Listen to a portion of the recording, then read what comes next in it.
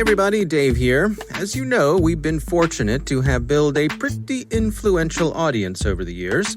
Security leaders across the globe trust us and depend on us every day to deliver the news and analysis they need to do their jobs. And that's also why so many top security companies and hot startups trust us to connect them to the decision makers and influencers to help get the word out about their brand and fill their sales funnels. We've got lots of great sponsorship opportunities that can help you get the word out too. Just visit thecyberwire.com/sponsorship to learn more and connect with us. That's thecyberwire.com/sponsorship. Thanks.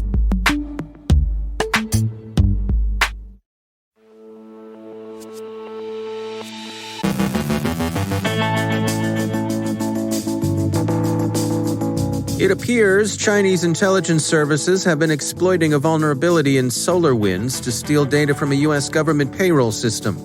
The presumed Russian intrusion into SolarWinds may have been going on for 9 months or more. 3 new SolarWinds vulnerabilities are disclosed and patched. Amnesty accuses South Sudan of abusing intercept tools. BEC Compromise is involved in gift card scams. Joe Carrigan has thoughts on opt-in privacy policies. Our guest is Dale Ludwig from Cherry on USB attacks and hardware security. And carders steal from other carders.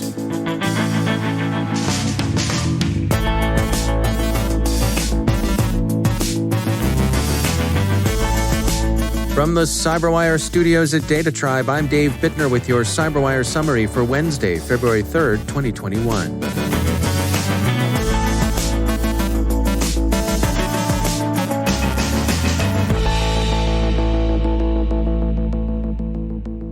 Reuters reports that the FBI's investigation of the SolarWinds supply chain attack is looking into evidence that Chinese threat actors successfully exploited a vulnerability in the company's software to compromise the National Finance Center, a payroll system operated by the U.S. Department of Agriculture. The Department of Agriculture's reaction to the story is ambiguous. The Agriculture Department emailed Reuters to say that USDA has notified all customers, including individuals and organizations, whose data has been affected by the SolarWinds Orion code compromise. But a second departmental spokesman said after the story broke that there was no data breach related to SolarWinds at USDA, but offered no further clarification. The vulnerability the Chinese threat actors are believed to have exploited is said to be different from the one used by UNC 2452, the threat actor widely believed to be a Russian intelligence service. Reuters' anonymous sources told them that the campaign used tools and infrastructure that had been previously deployed by state-backed Chinese cyber spies. As the Washington Post observes, many had suspected that another group was also actively exploiting SolarWinds, but Reuters' report is the first to suggest that this second threat actor was connected to the Chinese government. The Chinese Foreign Ministry denied any involvement, observing first, and in fairness correctly, that attribution is a complex technical issue. The ministry then moved on to unlikely insistence on the usual pieties. China resolutely opposes and combats any form of cyber attacks and cyber theft. It's doubtful that any government on the planet, even, say, the Holy See or San Marino, resolutely opposes any form of cyber attack unless cyber attack is construed so narrowly as to rule out any form of interception, surveillance, or retaliation. If any pure cyber pacifists are running any government, it's doubtful that government is in Beijing. Some have said that major cyber attacks are often more like riots than bank jobs, with multiple actors going after the same targets for their own reasons.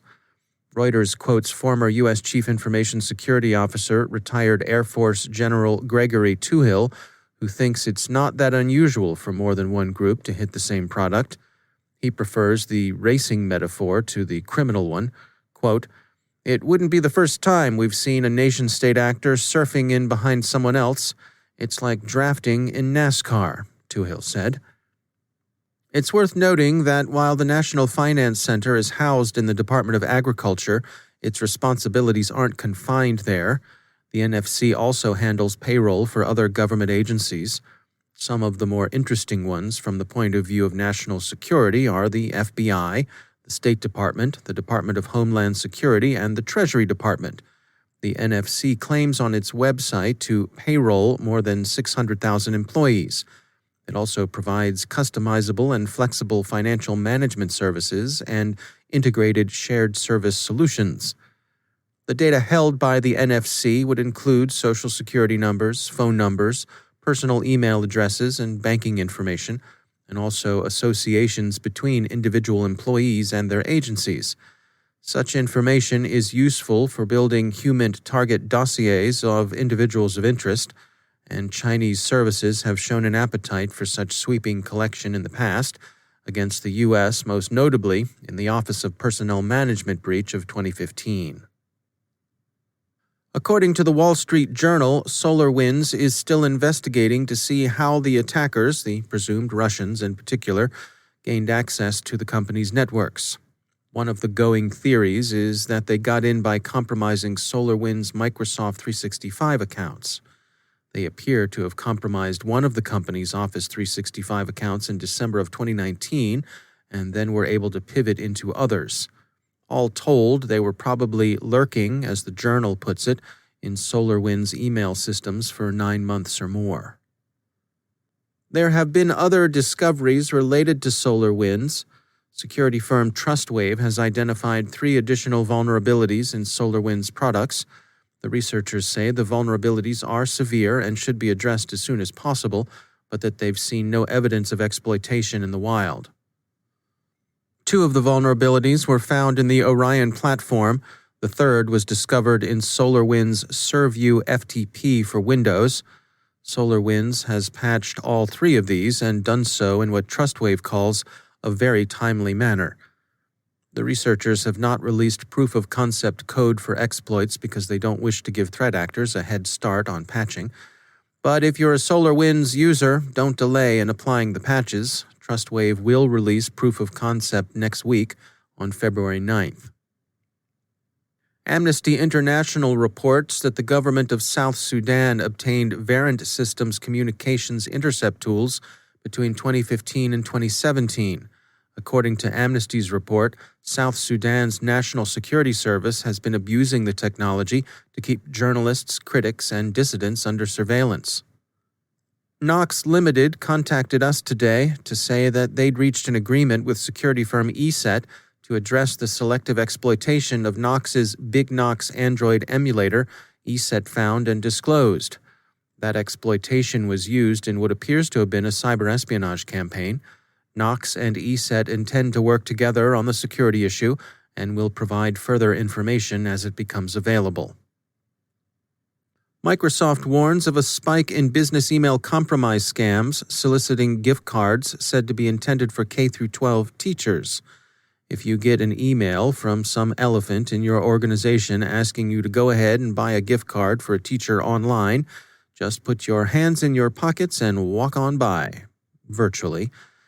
If you'd like to express your appreciation to a teacher with a gift card, we suggest going to the store and buying one and then leaving it on the teacher's desk. An Apple gift card would be a nice gesture toward tradition. And finally, Bleeping Computer reports that criminals are stealing paycard data from other criminals who skimmed them using Magento. It's a piggyback skimmer that quietly rides on top of Magento instances. There's no honor among thieves.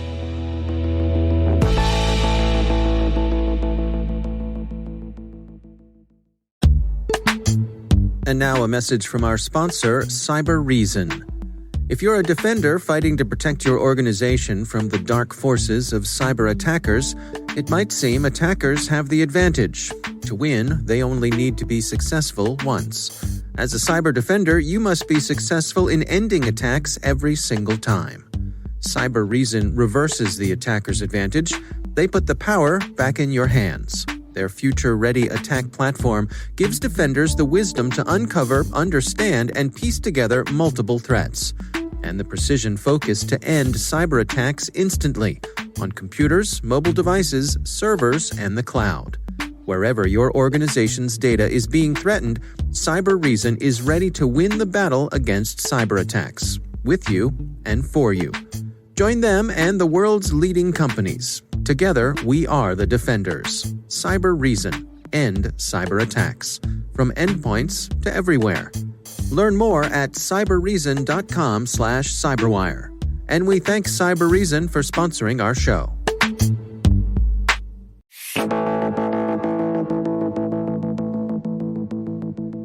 Most of the discussion around cybersecurity these days is focused around software and services, which makes sense. But what about the actual physical devices we use every day to interact with our computers? And in particular, what about devices that find themselves in challenging environments, industrial or medical?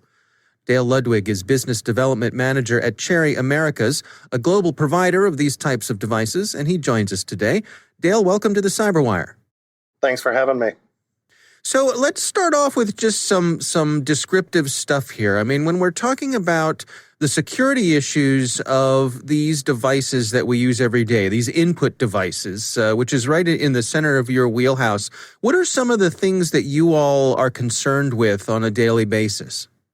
Yeah, so some of the markets that we serve include the government, enterprise, healthcare, retail, even schools, and now home office. And obviously, with COVID, we're seeing a massive change to really a digital transformation of these markets from the shift to work or remote school atmosphere that we're now in. So, unfortunately, this transformation opens up new avenues for cyber threats and expands the attack surface. So when it comes to something, like a keyboard, which I think is something most of us interact with every day, but probably don't put a whole lot of thought into the security aspects of it, what's the spectrum of things that are available to help secure that keyboard-computer interface? Yeah, so one of the worst things that persists in this environment is access to the USB port on your computer. And, with roughly 3 billion USB devices shipped every year, and really the beauty and efficiency of the USB device is that you can connect anything to it and you expect it to function. But unfortunately, there's a cost to that ability to connect any device. But USB gives some vulnerabilities because of that. It's an ability to verify the devices are what they claim to be.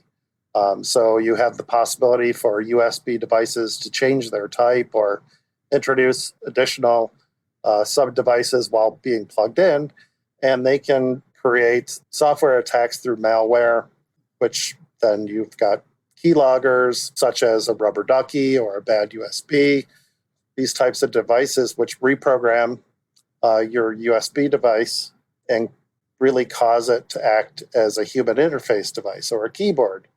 And so our device goes after that channel and really shuts that access point down.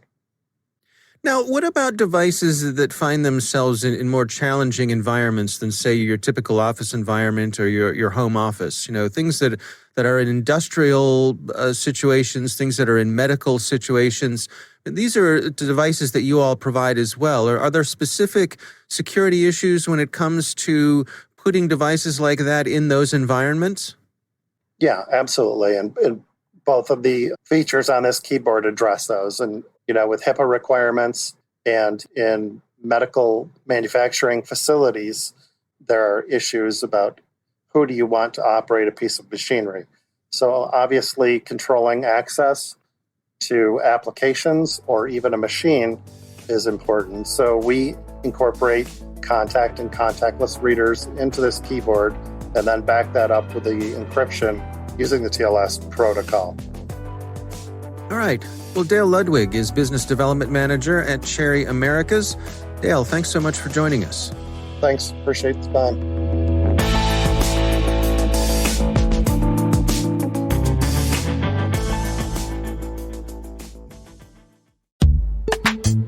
And now, a word from our sponsor, KnowBe4.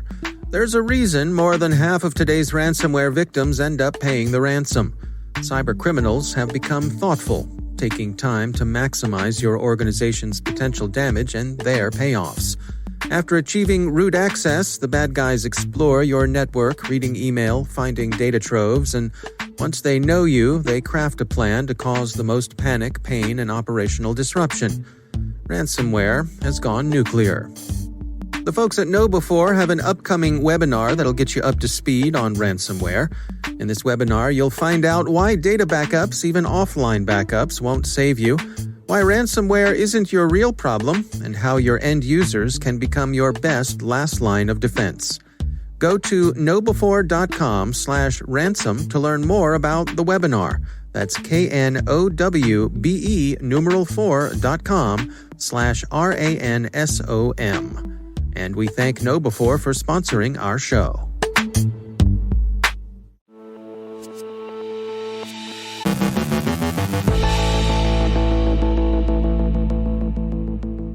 And joining me once again is Joe Carrigan. He's from the Johns Hopkins University Information Security Institute and also my co-host over on the Hacking Humans podcast. Hello, Joe. Hi, Dave. You know, over on Hacking Humans, we often talk about privacy issues and how folks can best protect themselves. This article from the Wall Street Journal I found interesting. It's titled, Apple and Facebook Trade Barbs Over Privacy-Focused Business Models. What's going on here, Joe? So Apple has said that coming this spring, they are going to allow their users to decide whether or not they will share their something called their advertising identifier. So they're actually going to make this what we have been asking for as privacy advocates for decades. They're going to make this an opt-in thing. Right. So in other words, Right. everybody always says, well, we make it so you can opt out. And nobody, of course, opts out. But Apple is changing the paradigm here. They're saying you're going to have to opt in order to share your advertising identifier with companies like Facebook. Yeah. So the default position will be to not be tracked. Correct. Yeah. And that's fantastic, right? Right. Of course, this has stuck in the craw of Facebook and Mark Zuckerberg. Zuckerberg has sought to cast this move as a means for Apple to use its platform to put Facebook at a disadvantage. And he says that Apple's iMessage service is pre-installed on every phone and complained that Apple uses these tools to put itself at the center of its users' experience. I want to tell Mark Zuckerberg something because I know he listens to every word I say and he hangs on every word I say. I'm sure. Yes, of course he does, Joe. That is why people buy Apple products, Mark. That's it. They like the Apple experience, and Apple puts the user experience at the center of everything they develop. They do a really good job of that. As much as I don't like Apple and I don't use Apple, their focus is the user, and it always has been, at least since they started developing Macintoshes. Right. It is remarkable to me. It looks to me like he's trying to make a comparison here between iMessage and the old Internet Explorer monopoly complaints from years ago, that Microsoft packages Internet Explorer with every operating system they sell, right? I don't think that's going to fly either, because not only does Apple offer iMessage, but you can still install other apps on your phone and use those as well. So it's not really a monopoly. There is no barrier to entry. Well, who do you think needs each other more? In other words, if it came down to nuclear options from either company, suppose if Apple were to say, hey, Facebook, your app can't be in our app store anymore, or Facebook were to say, hey, Apple, if you don't ease up on this, we're going to pull our app from the app store. Who do you think has the upper hand? That's a good question. I don't know. I think that Apple has the upper hand here, because the question is, who's going to leave whom, right? The user, from the user perspective, who's going to leave? Now, you're an Apple user, right? I am indeed. But you're not a Facebook user, are you? I am not. No, So this is not going to have any impact on you. The way I see this going is it's going to go one of two ways. Either Facebook is going to say, okay, we're going to have to adapt to this, and we're going to have to target ads based on information that we collect from our apps only. Because rest assured, Facebook is going to continue to collect the information about everything you do on every app they own. On Facebook, on WhatsApp, on Instagram. That's all going to be collected and correlated, and there's not much that Apple can do about that. All they're going to lose is the insights into everything else outside of their ecosystem that the user does that Apple would normally inform them about. So they can either adapt to that situation, or they can say to the Apple user community, in order for you to continue using our services, you must opt in to share your advertising ID with us, or you can't use our services.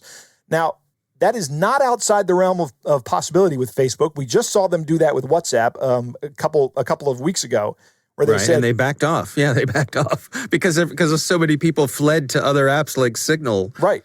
Well, good. And people should stay on apps like Signal and not use WhatsApp, simply because it is a Facebook property. But yeah, Facebook had to back down from that. But I can see them doing that. And even if they back down again, they're probably still going to get some people who just go ahead and do it. I think that what would happen there is that this is a time, an opportunity, a market opportunity for someone to start up a new social networking site that is to replace Facebook, that doesn't target users as much. And since this privacy discussion has come to the forefront, I think it's a good time for someone to strike while the iron's hot. I'm not going to invest any money in it, of course, but other listeners are welcome to do that.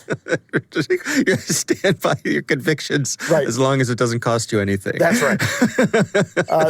Couple interesting points from this article. A TAP research survey found that 85% of respondents said they wouldn't allow apps to track them if given a choice. So chances are that Facebook is really looking at a hit here in how they target ads. I do want to also say that, Apple's not the golden boy here. Tim Cook is using the events of January 6th as a touchstone for this privacy practice, and he's saying that we shouldn't prioritize algorithms that advance conspiracy theories over privacy.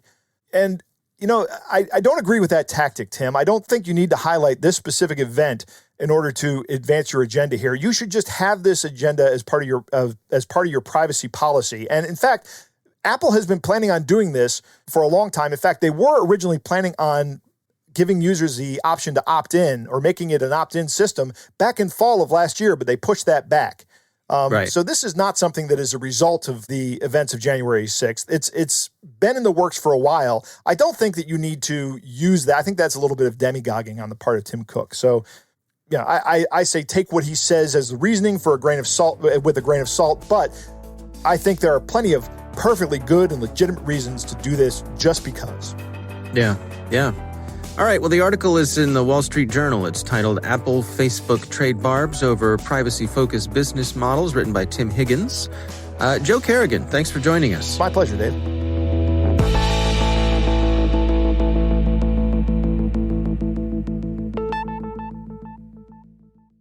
Thanks to all of our sponsors for making the CyberWire possible.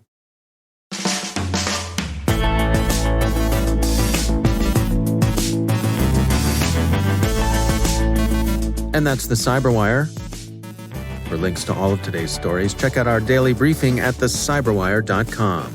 And for professionals and cybersecurity leaders who want to stay abreast of this rapidly evolving field, sign up for CyberWire Pro. It'll save you time and keep you informed. Nothing runs like a deer. Listen for us on your Alexa smart speaker, too. The CyberWire podcast is proudly produced in Maryland out of the startup studios of Data Tribe, where they're co-building the next generation of cybersecurity teams and technologies. Our amazing CyberWire team is Elliot Peltzman, Guru Prakash, Kelsey Bond, Tim Nodar, Joe Carrigan, Carol Terrio, Ben Yellen, Nick Valecki, Gina Johnson, Bennett Moe, Chris Russell, Don Petrick, Jennifer Iben, Rick Howard, Peter Kilpie, and I'm Dave Bittner. Thanks for listening. We'll see you back here tomorrow.